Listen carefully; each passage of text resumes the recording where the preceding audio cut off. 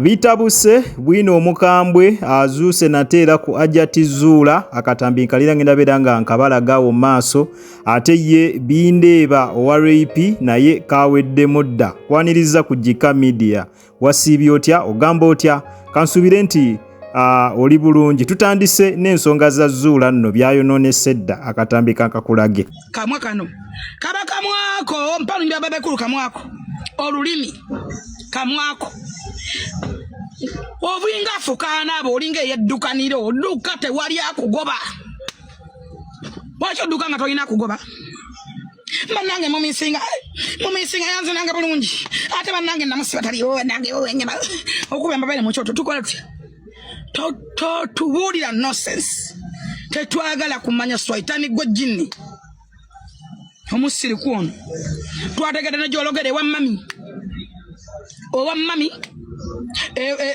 ewa mami ewoyima mugundi mwani ewa mami ku Masaka Road ewoyima mwani mituba ebiri ne buyukwe kalino tutye kibaita investigation tutye nga ne gyobadde ogenda tumanyiyo ojja kulya jusa eddogo limala ne lifuluka Allah yatafuluka Katonda w'ekitiibwa Yesu Kristo gwe tusinza yatafuluka wesigame ku Katonda bwe kimu kyekoloza kifa tuwomera abasajja baffe nga tubatwetamwa lwaki omusajja buli lwakuyingira kulabanga omupya ne waba agivuddemu alabanga empya lwa nsonga twesigama ku Allah w'ekitiibwa twesigama ku Katonda omutuku eyatutonda oyo n'obwenkanya n'olisanga amasajja amakombo twagaana ffe deni bakoleko deni o amazzi agakulimiga okaga ajali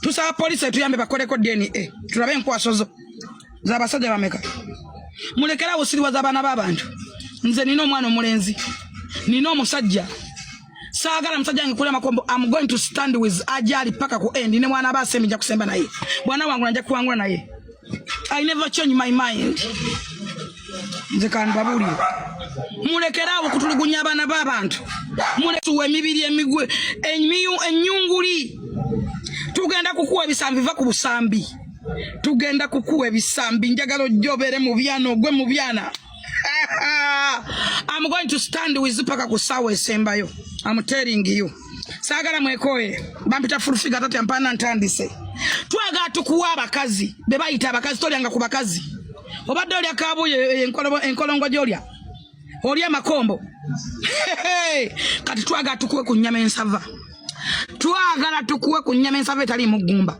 amane yanziza mpadde birabo n'enkofiira va ku banako twaga obutene sende n'olya kubi obutene sende n'olya kabuyi munyama nawo ya mukabuyi obadde kinaabwa ne akuloga bakulogera ludda wabako eddogo bali kuba miswa tugenda kuli nyonkamu tugenda kuli jamu nga tulomba dduwa mu linnya la Allah tujja kowola Allah w'obuyinza w'ekitiibwa tukuyonkemu eddogo otegeere tukuyonkemu eddogo otereere tukuwa abaana b'abantu abantu banoonya basajja babalabirira abantu banoonya basajja bayimiridde ng'olaba enkodo Mariano Maya n'omutunuya n'amaaso ne gakuluma ng'alinga ebibogo tugenda kukuwa abakazi gwe tugenda kukuwa ebisambi tugenda kukuwa ebiyungula tugenda kukuwa ennyama ensava nyabo gw'omusajja gwe nabe ataliko wadde akamogo Mungu mugagga Allahu Akbar tugenda kukuwa abakazi kivevenga mumisinga omisinga ki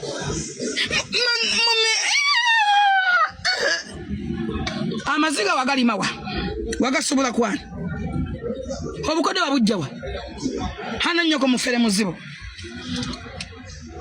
mugenda koma ku Alice onakulwencha mwe namba ko wola tanafuna t-shirt nkubire simu kuya Nurudini simu nawo sogana oje kozesa funa t-shirt onakulwencha tugena mu court naye njagala bagama tugenda mu court tugenda kusomera musangu temusibe yanyo ekyale nnyo naye tugenda mu court njaga tubeere mu bungi wali ekajjansi mu court ye kajjansi muje tugenda mu court tusangane aji ali mwezira oyo musajja omulaba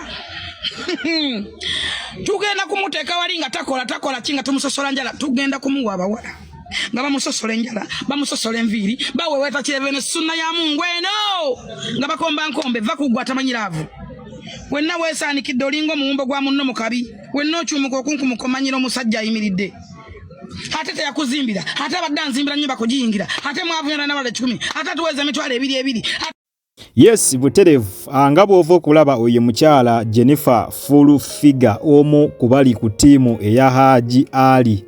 Abagamba nti ffe tufana Haji Ali, tutambula na Haji Ali waali oba wadda we tudda. Ebigambo bye kansubire mubiwulidde bulungi nnyo ddala. Alunkomye agambye nti bwe babadde bakyaliddeko Haji mu kkomera nti omukyalo ono alimu embeera z'okweraguza. Nga bwe muwulidde full figure amenye n'amannya amenye n'amannya ag'abasawo omukyalo ono gy'atambulira kye tutamanyi atambulirayo ng'anoonyaayo ki. Anoonya kusiriwaza Haji kuba ebyaddala Haji yasiriwala omukazi n'akatagga.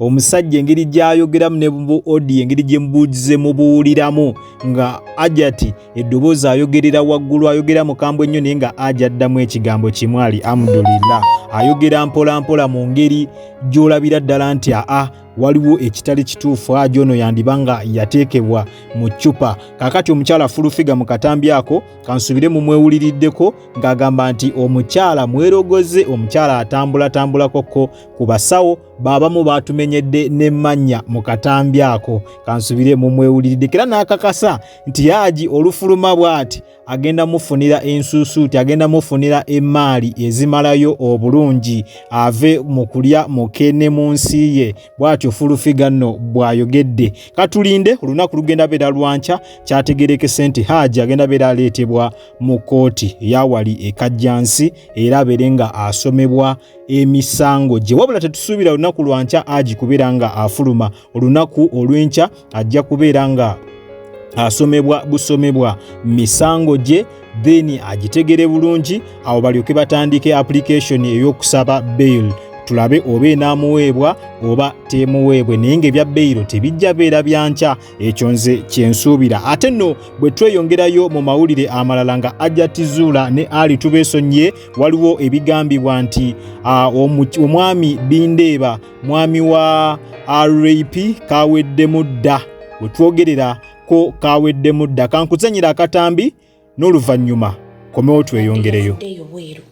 Nga baŋŋamba mwami Bindeeba mu COVID bwe yaliwo, jjukira avuga Uber. COVID bwe yaliwo gavumenti yabawa buli muvuzi wa Uber, bano abantu getting affected yabawaayo $600 just nga babawaddeyo obuwinga bulaba nti minisita naffe baatuwaayo emitwalo 10 abaazifuna. Kati bwe baamuwa $600, $600 temugamba kakaaga ng'azikozesa. Bwe yamala ozikozesa, bano abavuzi ba Uber baabawanga ogumu ekitundu ng'osooka owola ogumu ekitundu okuva mu gavumenti. Mwami Binze nga yeewola ogumu ekitundu okuva mu gavumenti. Bwe yeewola ogumu ekitundu okuva mu gavumenti nga baspendinga sente, COVID bwe yaggwako nga baspendinga sente, ogumu ekitundu ogwo gwa $1 gubalibwamu obukadde 54 n'ezigwamu ez'e Kampala. Munnange COVID ngaggwa nga baspendinga sente. Kati ate mu America bwe weewola sente mu gavumenti, ezo sente ze baabawa oba olina ozizaayo, naye buli lwolwawo zizaayo interest erinnya. Interest egenda okulinnya. Mwami Bindeeba babadde bamubanja $3 egya $1. Bangambye guli gwabadde gumu kitundu bazikubisizaamu emirundi 2 ne giwera $3 egya $1. Amawulire bagampa buwi. Imbu bwe sente bwe zaamulemeredde nga nnyingi, jjukira bazongerako. Kati mwami Bindeeba kye yakoze, jjukira alina passport ya Amerika, kye yakoze ng'afunira famire ye visa ng'abatwala bonna Canada. Era bali Canada tebali mu Amerika. Mawulire gembadde njagala obbagamba anti babadde boogerako emboozi zesaajogeddeko na mukasa waabwe nga sibitegeera, nga sinafuna mawulire matuufu. Oba yampadde amawulire naye mwogera olugambo lumukendeere. So Yes, buterevu oyo nno ye mukyala Namukasa ng'atuwa eggulire ery'omwami Bindeeba nga kwogase ne rape nga bw'agambye ti Bindeeba mbw'abanjibwa emitwalo 3 ejja $, mbwera kye kyamuddusizza mu Amerika n'adda e Canada. Kale nno zezo ensonga nga bwe zitambula ku side eyo neffe updates zonna tujja beera nga tuzikutusako buterevu wano ku Jika Media. Nagambye engambo za social media muleme kusooka kuzikkiriza. Bw'olaba eggulire bwe lityo nga omuntu alyogedde tolitwalirawo, toteekamu feeling. Oba faani wa rape tosooka kola ki? Tosooka kuvuma ffe abali ku mikutu gino, kuba naffe mu video buno tubukolektinga okuva ku social media ez'enjawulo naddala ez'abo bassekinnoomu bannannyini content oyo ne tubeera nga tuzigattagatta ne tujjamu amawulire gano. So kikkakata kubeera nga tugatwalirawo kuba social media nga bwe mugimanyi etambulira ku speed, era nga ku speed kwetambulira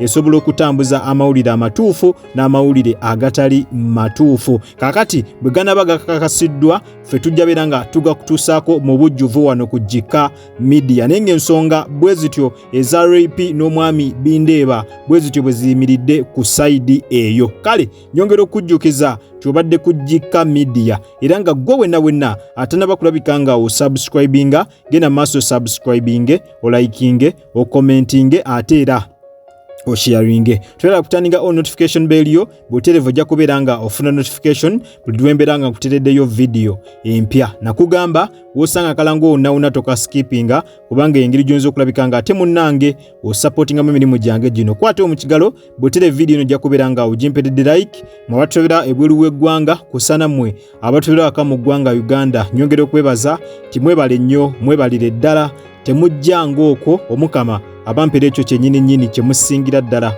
okwagala. Ky'oba okola kiri kimu weekuumire ku mukutu guno ogwa Jika Media, subscribinga, likinga, commentinga n'endowooza yo buterevu mu comment section. Bw'obanga olina kyoyagala okutuwa bulamu, bw'obanga olina kyoyagala okuteesa kyonna kituteera wansi mu comment section, tujja kubeera nga tukisoma era bw'oba olina kyosabye tujja beera nga buterevu tukiteeka mu nkola. Kale munzikirize mberekereze akuume atakuumira mpeera mweraba.